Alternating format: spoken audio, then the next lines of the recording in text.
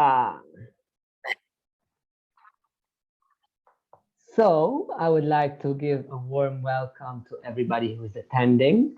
My name is Gabriele and I am a volunteer in the events and fundraising team at ReportOUT. And this recording will be can be found later on our YouTube channel. And by the way, I also wanted to say that this time we are trying something new. We are live streaming this session with you, Tania. It's also visible now on Instagram, on Twitter, and on Facebook. I just want to say a little bit something about ReportOUT. We are a global human rights organization for sexual and gender minorities and are based in the UK. We do research, monitor, and record human rights abuses against sexual and gender identity minorities. We then use this to educate people and campaign about the human rights of people in every single nation state. So far, we are entirely volunteer-led and have a team of over 50 volunteers who help us to work. For further details, if you're curious, there are more details on our website. By the way, the link for our website will be dropped once in a while in the chat, and also the link for donations in case anybody feels the urge to contribute to our work. We have a range of previous events that can be found on the YouTube channel to watch, such as, for example, events about Mongolia, Ghana, Russia, an event about conversion therapy, an event on Lebanon, and so forth. And they can all be found on our YouTube channel. In case you want to sign up or you want to know sooner about those events happening, we have an email list, and you can sign up to that email list on our website, so you will be notified earlier. But that is enough from me. I don't want to take too much of time. And I would like to extend the word to Tania, our speaker today.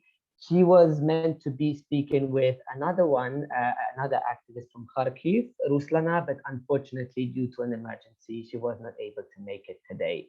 Therefore, it will be just Tania and me today. Tania, would you like to introduce yourself shortly? Yeah, hello everyone. I'm from Ukraine and I'm here in Ukraine now. I was born in Mariupol in 1989. In 2014, I moved to Kiev. I'm a former journalist. I used to be an editor-in-chief of two medias. Previously, I started writing about women in business, and that is how I started writing about gender equality. And then I started writing about human rights of LGBTQ. So I'm a straight ally. And in 2018, I wrote a book, my 13 interviews with women from stigmatized groups of Ukraine, in particular transgender women. And in 2019, I joined NGO Fulcrum UA. Here I work as a manager of communications and a project manager. I coordinate several projects as Corporate Equality Index. It's national survey of Ukrainian business, how they support human rights on workplace. Also, I'm a coordinator of Allies in Action.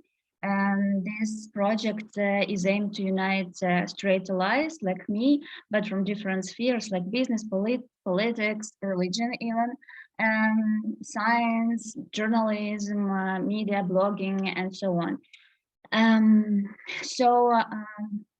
Currently we work in Lviv, and I will tell you how it happened. But our organization was founded in 2009.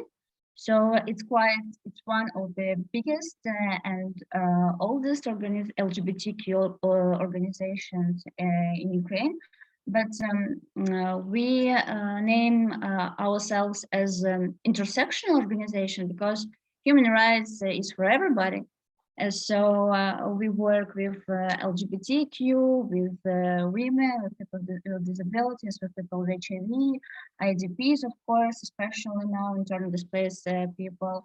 But during the war in Ukraine, we focused on LGBTQ, and again, I will explain you later why. So. Yeah, perfect. Thank you very much for this introduction. then let's jump right into it. So I would like to, go all in just for the starters, and I would like to know that in these a bit more than 100 days, like what impact has the conflict, this armed conflict and displacement had on the LGBTQ plus community, both like in terms of who fled and in terms of those who may host? Actually, all of us didn't expect that war would happen. I will be honest. We were quite anxious and nervous, like since November, then December, especially in January, February, because of the news. We had a lot of like online streams on Instagram with different psychotherapists, with different bloggers who tried to calm down everybody. And our team lead, Timur, he thought about relocation outside of Ukraine. But again, we, we thought that maybe we wouldn't need it. And it was the mistake, for example, for gay men, because due to the war, men from 18 till 60 years old, they can't leave our country because they can be mobilized on war. So we have this Ukrainian law. There's why I may say that war especially influenced on gay men, on transgender people with male markers in their passport. So they also couldn't cross border. They had to pass all these circles and rounds with the medicine doctors, so they could get this. Um, they could get this paper document, so that they are real transgender people and they can cross. Women. Lesbian, they can cross border, and I know a lot of lesbian couples who are outside of Ukraine, but they still really miss country. I know lesbian couples who decided to be here, to go to villages, just like to save a place than, for example, Bucha in Kiev region. I think that maybe all of you hear about what Russian militaries did in Bucha, in Irpin, in Kiev region. We know a lot of cases about raping women, that Russians raped women, kids, boys, and so on. So actually, I can't divide that war influenced on some group more than on another. It influenced on everybody in Ukraine. Of course, people who lived in Kharkiv, in Chernihiv, in my native city Mariupol, they suffered more. All of them got like some injuries. They lost their homes. For example, 90% of houses in my Mariupol are destroyed. So it's a hole in the city. The whole city is in ruins. But for example, my parents, they live in private house, and it's a small private house, and around it there are multi-story buildings. So I guess that these buildings, they like protect our little house. That is why my parents don't want to go, don't want to leave Mariupol, because they still have their home. And a lot of Mariupol, for example, people like thousands, they don't have homes anymore. They're homeless people now. A lot of people got injuries, amputations. For example, my friend Ulana Pcholkina, she's also an activist. She's a woman in wheelchair, and she told me that recently she visited a hospital in Lviv, and to meet one young woman, 20 years old, who is in wheelchair now because she jumped the window because she was afraid of militaries, and she decided that to commit suicide, but she survived and now she's in a wheelchair. A lot of people with amputations, and all of these people are from east of Ukraine. And the problem is that we can't tell that these people are just straight people, because it's not popular to be gay or lesbian in Ukraine. A lot of people are closed, so we can't say, we can't name statistics. We can't. I can't say you numbers of people who suffered from of LGBT people who suffered from the war. I know, for example, that 200 LGBTQ people are on front lines, so they are militaries, and this is another problem because these people have huge risk to die, to be killed, and they don't have equal rights like straight people. For example, they don't have this opportunity to have legal marriage or civil union, civil partnership. And that is why if some partner dies, another partner is nobody for him. He is illegal in terms of Ukrainian law. He can't do anything with his heritage. He can't decide what to do with the body of the partner. And this is another problem.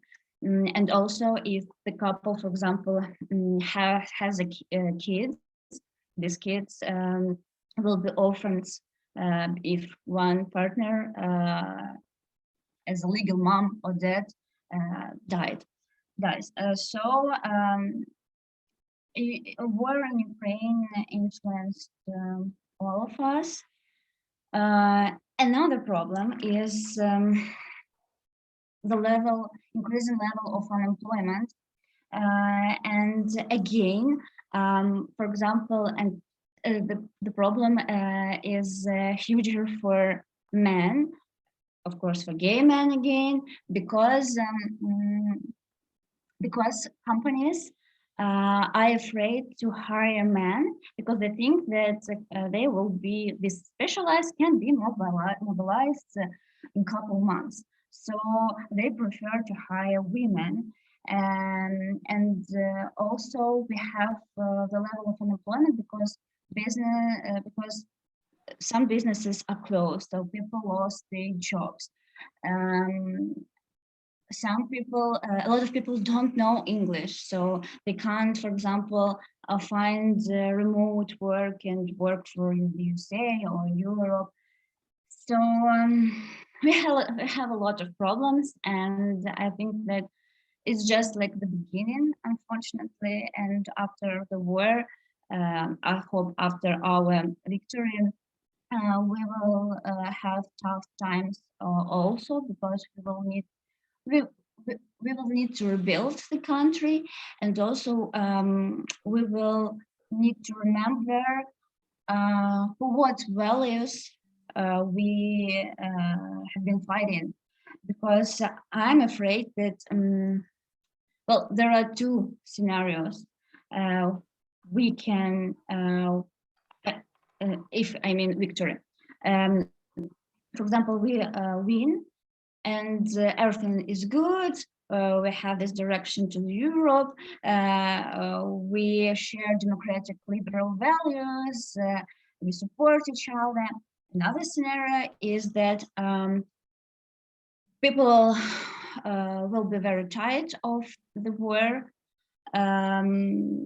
and they will compare who was more patriot. There will be like the level of nationalism can increase, and you see that when war started, a lot of people got armed because they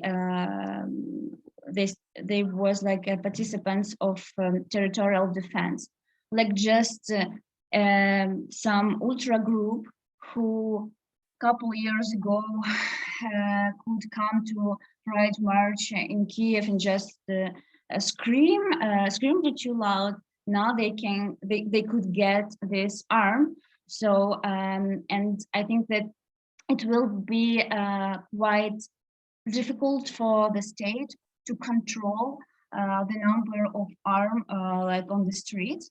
So people, just imagine people are tired, unemployment, economical crisis, and no one, I think, will take care about human rights, and especially about rights of LGBT, one of the most marginalized group in Ukraine. So I described you like two scenarios, one negative and one positive. I hope that the first one will be our reality, but we now all of us understand that it won't be soon, because we thought that war like would end like in a week. We saw all the protests like in European cities, and we saw this huge support of all of you. But then we understood that this were full-scale war, and I must remind you that war started not like in February. It started in 2014, but full-scale war will be long for us and for, unfortunately, for all the world, because we can't close the eyes that it's just Ukraine, neighbor of Russia. We see now that this war has consequences on different countries in Africa, in Europe. So, and you will see like a lot of IDPs, Ukrainian IDPs, and it also will influence economic in different countries. That is a very, yeah, the war takes a huge toll on every community in Ukraine, as you mentioned. And maybe I would like to get a bit deeper into a point that you mentioned, that problems that LGBTQ community members may face on who are already in the army or in the front line, because it's known that in places of conflict, in places of violence, vulnerable communities are the first ones to suffer or to suffer more. So I was wondering whether we could talk a bit more about that, whether there is what additional problems LGBTQ plus people may find when they are on the front line or in between the lines, or maybe even in the occupied territories. For example, it's also, we did an event on Chechnya, and it's known, you know, with the Chechnyans involved, and so it can get nasty. Yeah, I was wondering whether you could talk about that a bit. Talking about occupied territories, there are definitely some problems, for example, with getting medicine, because people, for example, with HIV, this is also our target group. We have project Friendly Doctor. So we sent like tests, free tests on HIV and other diseases. And we like built a network of friendly doctors for LGBT. So people who are on occupied territory, of course, they don't have an access to such tests or medicine. If you talking about militaries, now the situation is better according to attitude towards militaries, because previously they were really like some kind of unicorn. They even have this chevron unicorn. I can send it to you. I just like today I made a presentation. So I will, I think that I can show you. Yes, this chevron was made by our designer, Nastya. She works with us, and then we were thinking about what should be like, what an emblem can describe LGBTQ militaries. We decided that this is unicorn, because nobody saw unicorns. And there was myth that no LGBT were on front lines. Even some members of parliament, like with so conservative values, they like made statements on Facebook that no, they were in some battalions and they didn't see any gays. And it was funny because that guy, he posted a photo, and on this photo was the first gay who did a coming out in 2018, Vita Pilipenko. Vita Pilipenko was our colleague. Now he's a paramedic, and he's also on front line again. So he was at Donbass in 2015, and now he is again on front line. So this community of militaries, LGBTQ militaries, it was founded in 2018, but unofficially. So Vita came out. He was the first one. He was attacked by far-right groups on the streets a couple times. And after Vita, there were some coming out, and they made Facebook page, LGBTQ militaries and their allies, and the group started increasing like a year ago, and now it's one of the most visible group during the war, because every day, or just like every week, some guy or some girl, they made coming out, so they don't afraid to be open. So that is this means that they battalion, they understand these people, they support them, they don't hate them, they don't discriminate them, because they know that, come on, we are like shoulder to shoulder, we are on the front line defending independence and freedom of Ukraine. So now this group is not so discriminated as like 3 years ago. And actually, in May, we had a new survey of attitude of Ukrainians towards LGBT. Yes, and the numbers quite good compared to 2016, because, for example, if in 2016, like 30% of people had positive attitude towards LGBT, 30%. Now it's almost 60%. So wow. It's bigger, yes. And talking about LGBT militaries, so I will check, because 66% of Ukrainians have positively attitudes towards LGBTQ militaries, and that these people defend Ukraine, and only 11% they are against. So the numbers now are quite good. Actually, I think this is also because militaries now we have like another polls and surveys. Of course, the ranking of the president now is quite high, of Zelensky, and but like last year's and this year, on the first place is always militaries. Militaries have the hugest percent of support of this side, because they are our defenders. Wow, it stuns me always when we hear about sudden opportunities or in crisis, like the unicorn emblem, and all of the sudden in 3 years from 30 to 60%. That's incredible to hear. Moving a bit away from the front line and the military world, in civil society under siege, and yeah, the life in war, what are the key needs of the LGBTQ community at the moment? I assume it's a bit hard to say, since everything is a bit chaotic, So what is your professional view on that?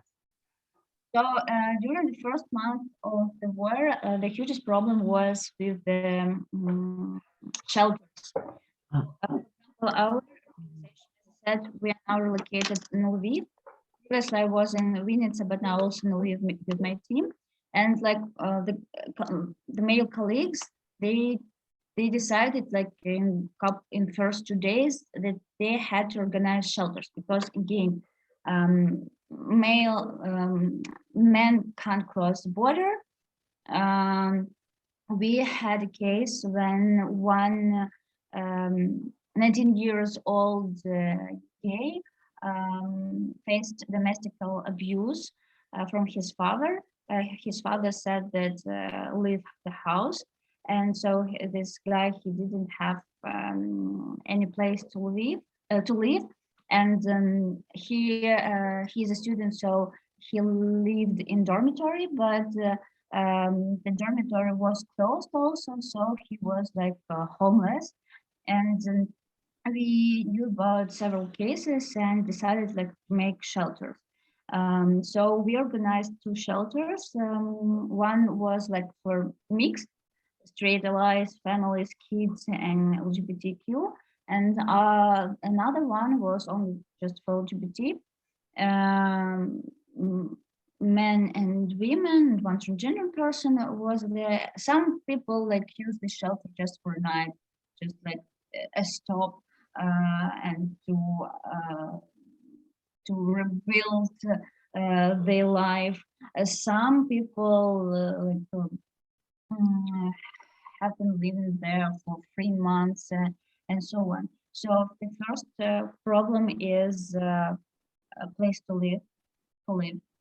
Uh, because as I said, a lot of people are homeless. They don't have no money for to rent apartment, and so on. Another problem is losing jobs. Uh, the third one is humanitarian aid because of losing of job. They don't have money to buy some goods, stuff.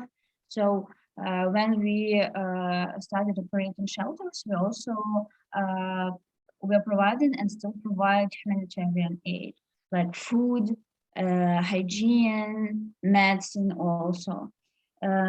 What else? Some people have problem with passport. For example, one of our girl from the shelter, she's lesbian, and she didn't have a passport just to cross the border. So she's woman, she can cross the border. So we helped her with this problem. What else? What else? The problem is that nobody cares actually about LGBT. And for example, as I said, people with disabilities is one of the priority now for Ukraine because we will have a huge number of people with amputation, different traumas and injuries. And I see all the time, like on Facebook, different statements of First Lady Olena Zelenska. I even worked in one of her projects. I made a dictionary of correct terms about LGBT, people with disabilities, and so on. And I see all the time, like the posts about people with disabilities. I see a lot of posts about women. I see a lot of posts about kids. But nobody from the authorities wrote and said about LGBT.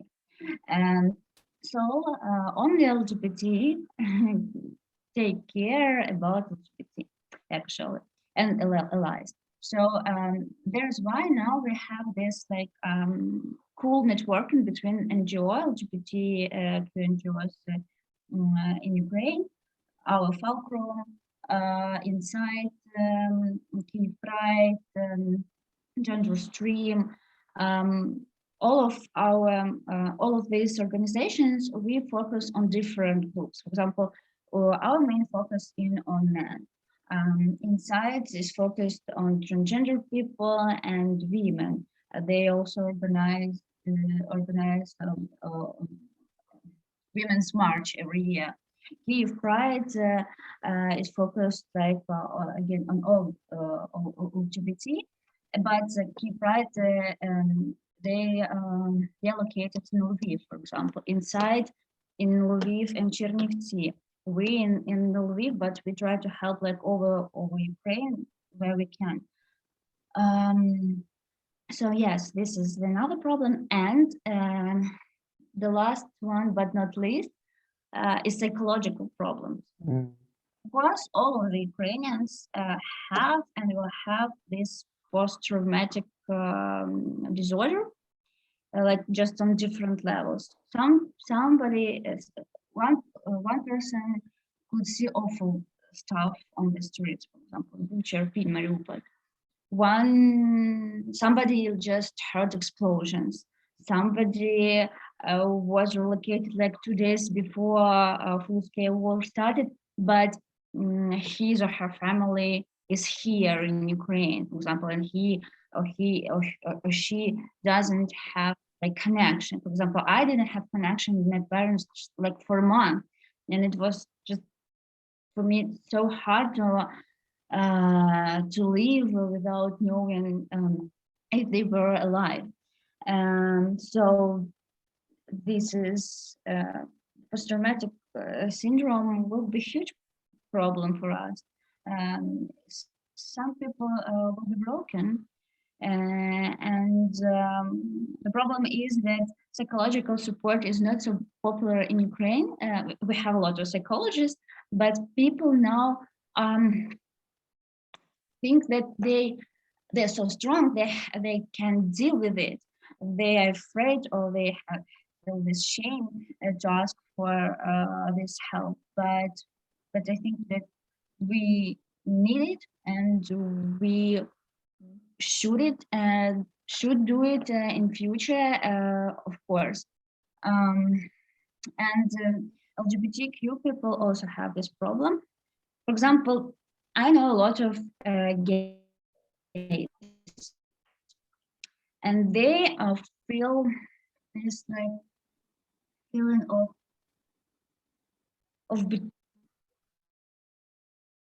being like betrayed by, because they say, for example, I can be useful and helpful outside.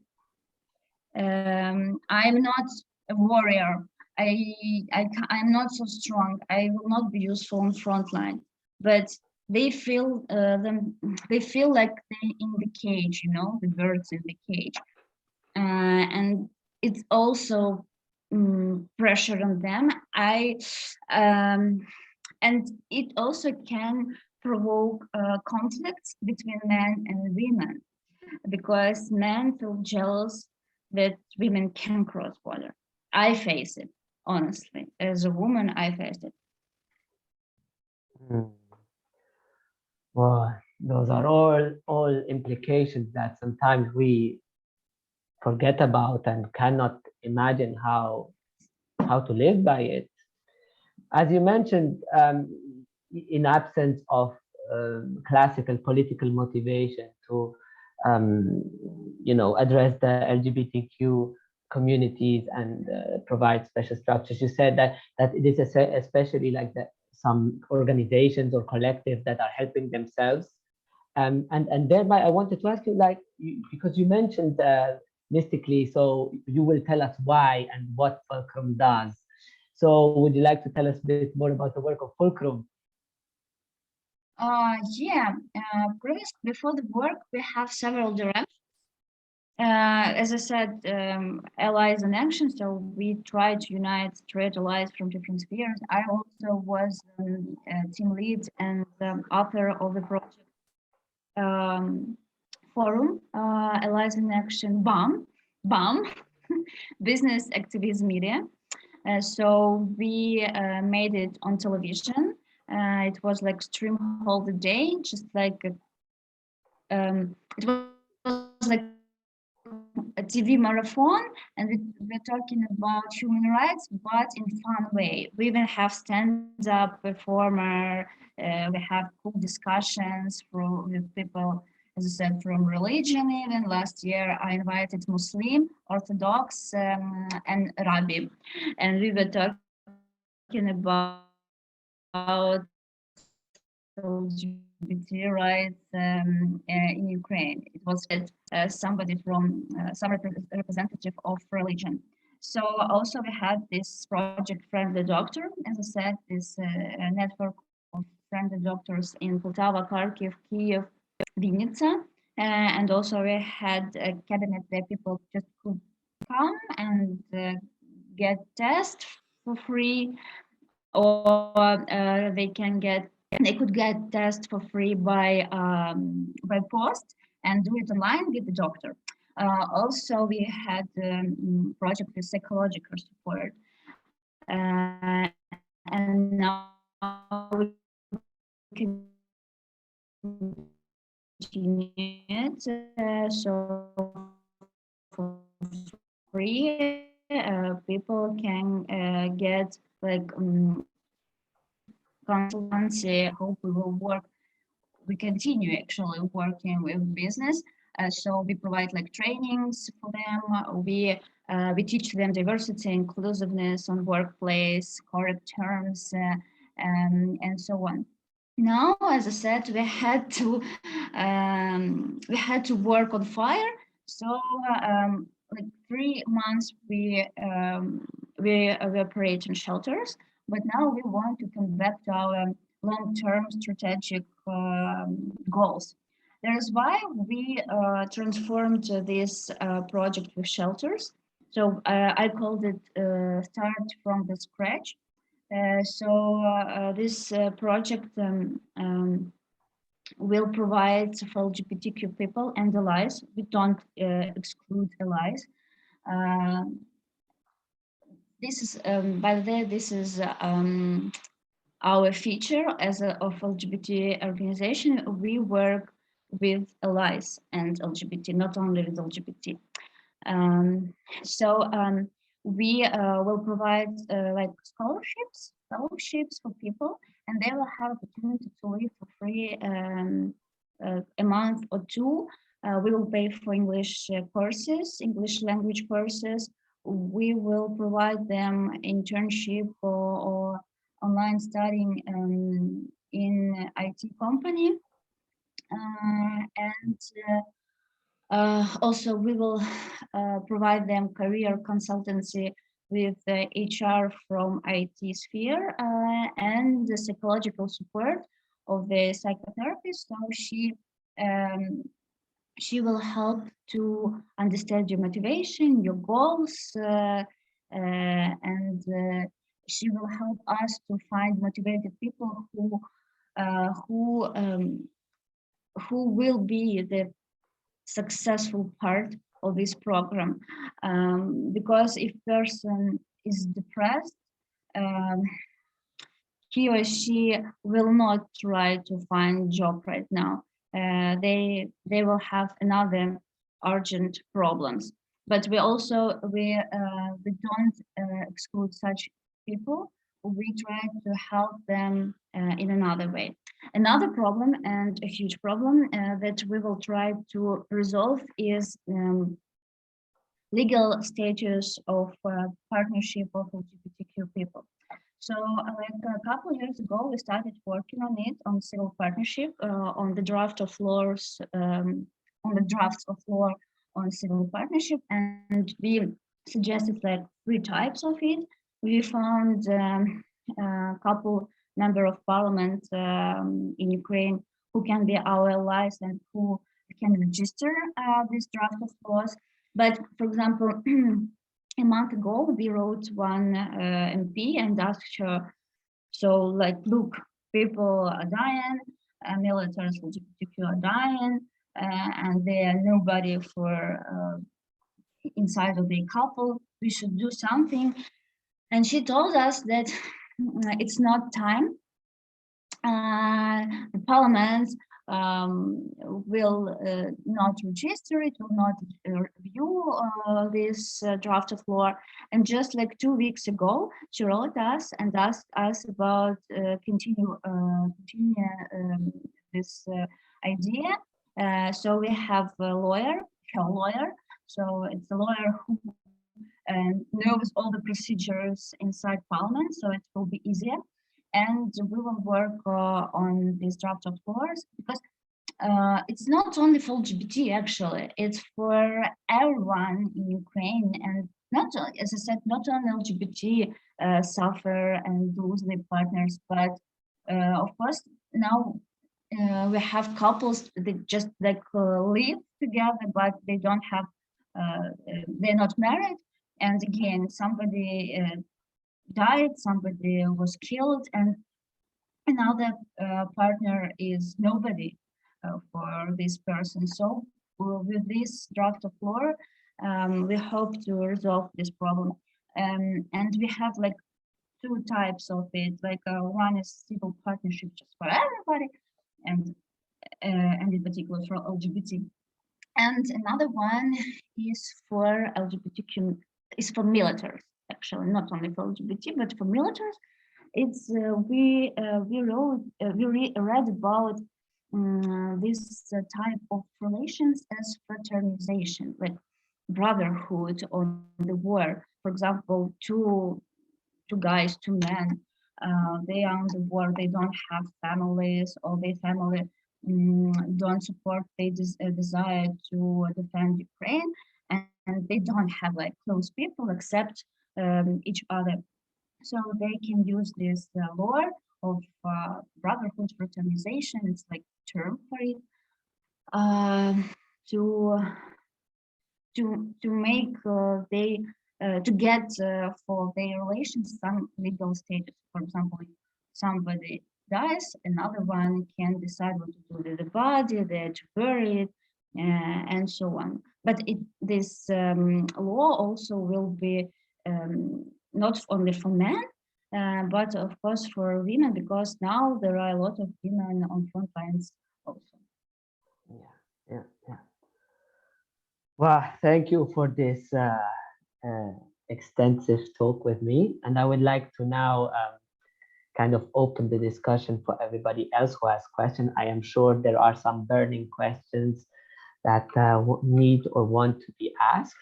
And I've seen that there was a question that in the chat, and somebody's asking if there is any support or positive relationship with Russian LGBT people, or are they sort of brainwashed like so many of the Russian straight people?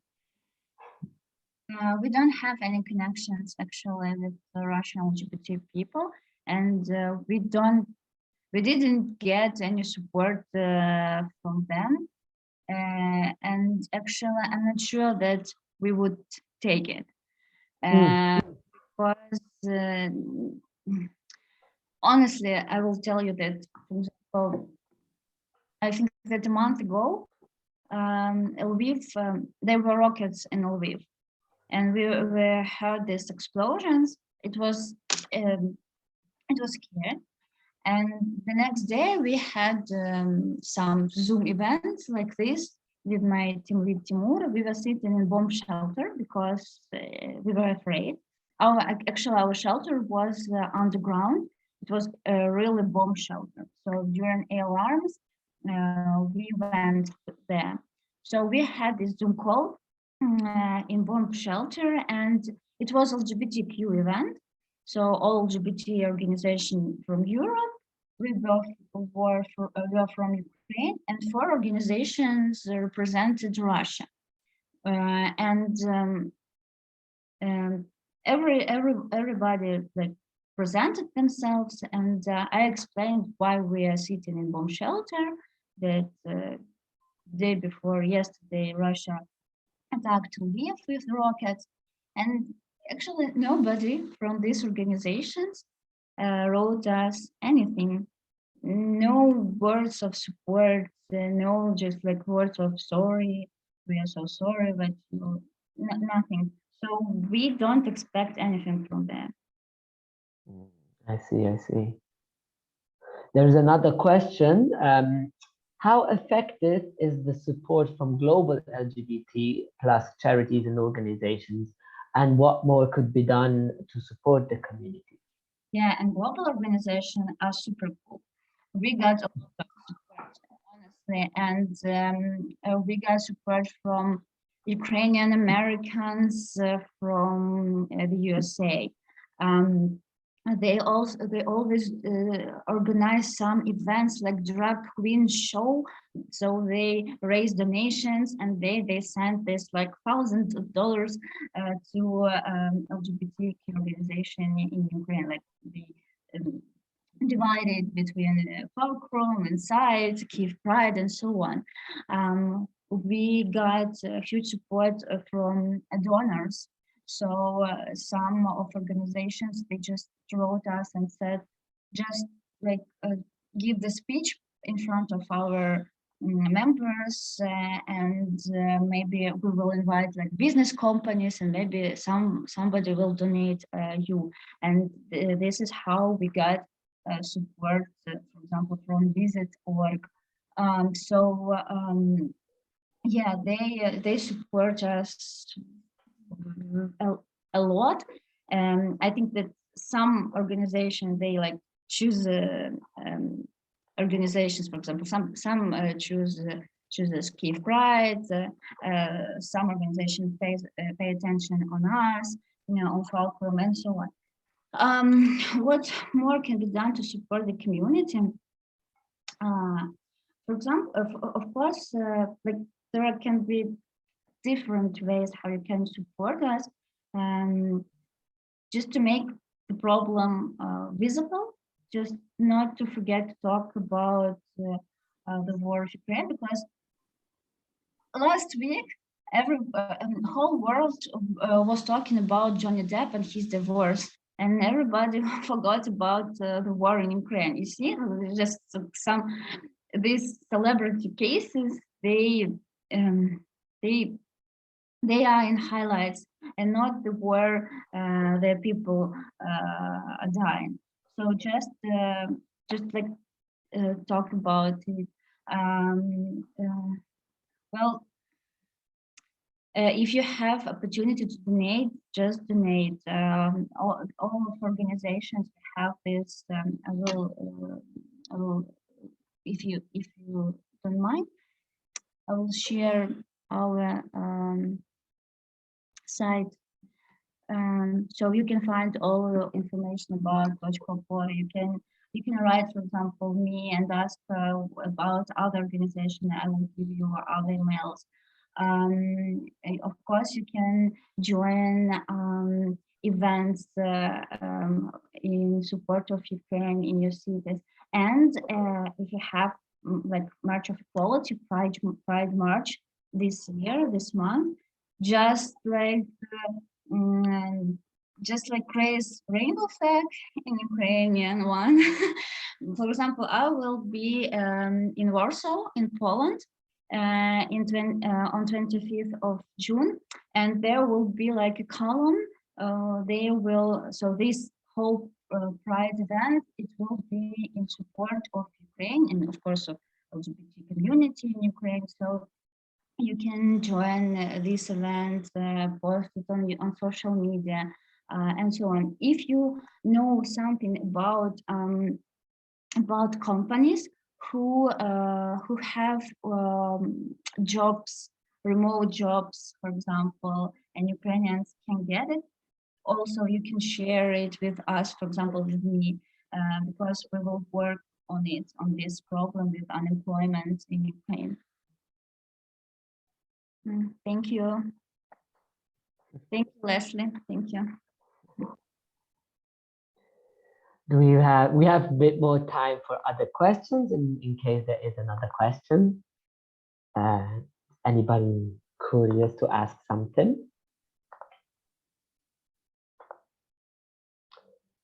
Well, then I have one little last question. You mentioned you wrote a book, and I was wondering where can we find that book?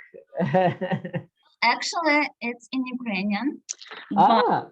Yeah, it's in Ukrainian, but I also wrote a fairy tale in English, and it's online.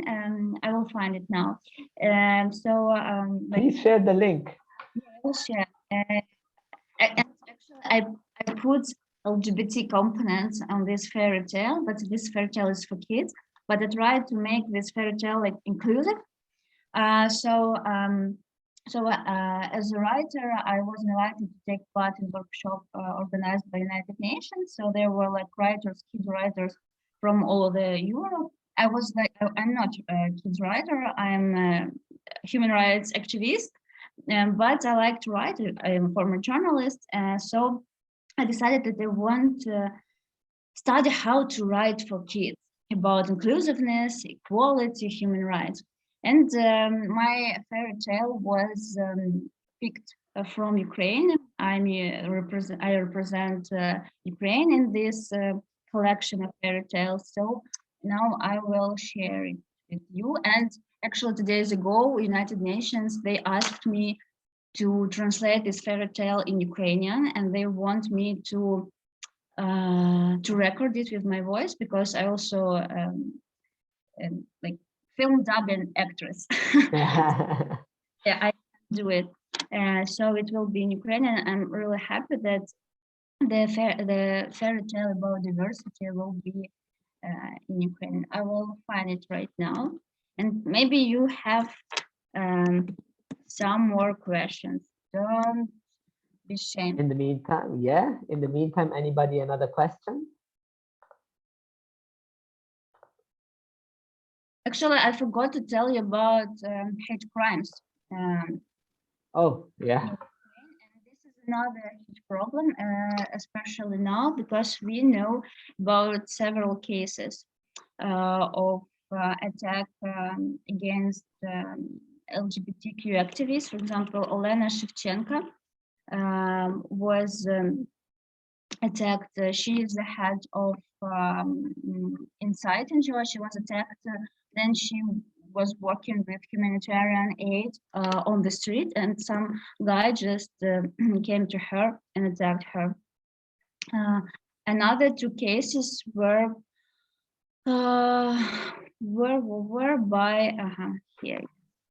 the representatives of territorial defense. As I mentioned, we have this problem that now different people have armed guns, and they are not afraid. They know that they have this power because they have gun in their hands. So, for example, and they can just came to a person on the street because they're military staff and so on. They can ask you to show your passport and to show you, for example, your phone.